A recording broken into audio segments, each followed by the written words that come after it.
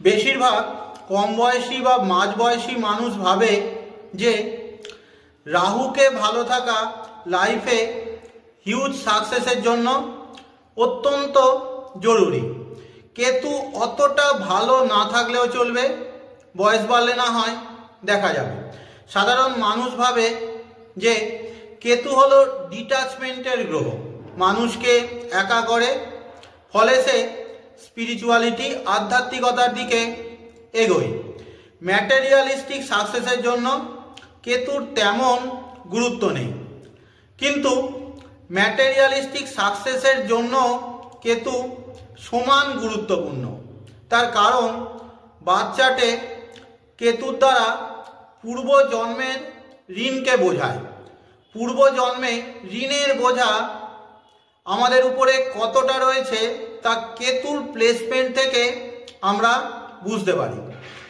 কেতু যদি খুব শুভ অবস্থায় হরোস্কোপে থাকে, শুভ গ্রহের সাথে বা শুভ গ্রহের দৃষ্টিতে, কেতুর রাশির স্বামীও শুভ, অর্থাৎ পূর্বজন্মে ঋণের বোঝা তার উপরে কম, ফলে সহজেই শেষেই অল্প যেটুকু ঋণ বাকি রয়েছে তা বর্তমান জন্মে শোধ করে দেবে এবং সহজেই সে রাহুর দিকে, অর্থাৎ ম্যাটেরিয়ালিস্টিক ডিজায়ার, উচ্চাকাঙ্ক্ষা পূরণ, হিউজ এক্সপ্যানশনের দিকে এগোতে পারবে। তাই যে কোনো সফল ব্যক্তির চার্টের প্রথম এবং প্রধান কন্ডিশন হলো তার কেতুকে শুভ অবস্থায় থাকতেই হবে।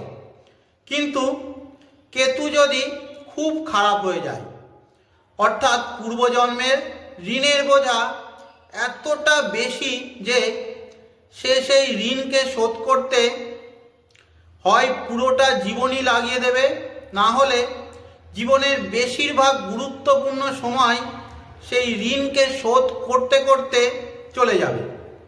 হতে পারে ছোটবেলা থেকেই পিতামাতা, পরিবার, ভাই বোনের দায়িত্ব কাঁধে এসে পড়ল, একটু পরে হাজব্যান্ড, ওয়াইফ, সন্তান, সোসাইটির অনেক মানুষের দায়িত্ব পালন করতে করতে, অর্থাৎ পূর্বজন্মে তাদের প্রতি যে ঋণ ছিল তা শোধ করতে করতে বর্তমান জীবনে আর নিজের জন্য বিশেষ কিছু করতে পারলেন না, নিজের অ্যাম্বিশন পূরণের সুযোগই আর তেমনভাবে এলো না। অনেকের জন্য নিজেকে স্যারেন্ডার করে দিলেন।